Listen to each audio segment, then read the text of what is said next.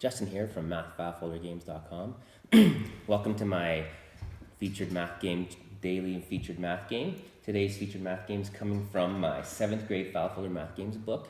This game is called Going Back Home, to add and subtract integers and understand integers on a number line. So here's the rules.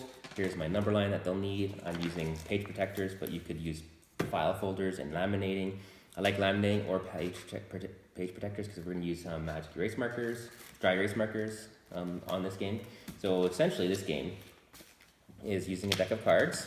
Don't need a dice today. Deck of cards, and reds are negatives, blacks are positive numbers.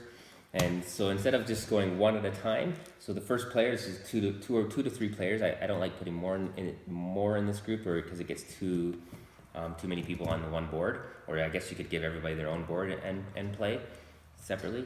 But essentially, the first person will go. Everybody starts at 0, so they'll put their marker on 0, and then they'll pick 4 cards, right? So they'll pick their first card.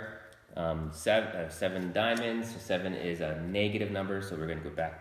Have them jump down to -7, and they'll pick their next one, 4, so they're going to move up 4, so they'll be at -3, and then they pick the next one, is 5, positive, 5 black, so that's now we're up to 1, 2, 3, 4, 5, now we're up to 2, and last one is a 9, positive, so 9 of spades, go up 9, so we're all the way up to, so with this game board, I used the wrong number line because it goes to 11, right?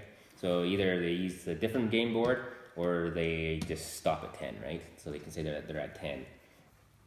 So whichever game board they use, that's where they start. Or you can make up. See, this is I love this game. So if you use a smaller number line, and they go over 10, you could say that they have to start over again. You can just make up kind of rules to make the game funner, more fun for the students. But so let's say that, so he goes to 10, he's done. So the next player will do his turn, so then they'll erase their marks on the number line, start at 0, and do their next 4 numbers. And the object of the game now is to keep going back and forth and to return home, return back to 0. So whoever can get their piece back to 0 wins the game. So this game could be quick, fun, long, could be, it's challenging. So just going up and down the number line, and it really familiarizes with your students with the number line, and there's that element of chance, and so your students can have a lot of fun with this game. It's a little competitive.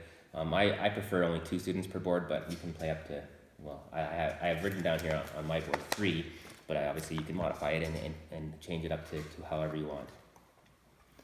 I don't think I missed anything. This game is kind of fun. This is how I played it the other day, and I know that if you want to play this game with your students, just head on over to Facebook if you're not there already.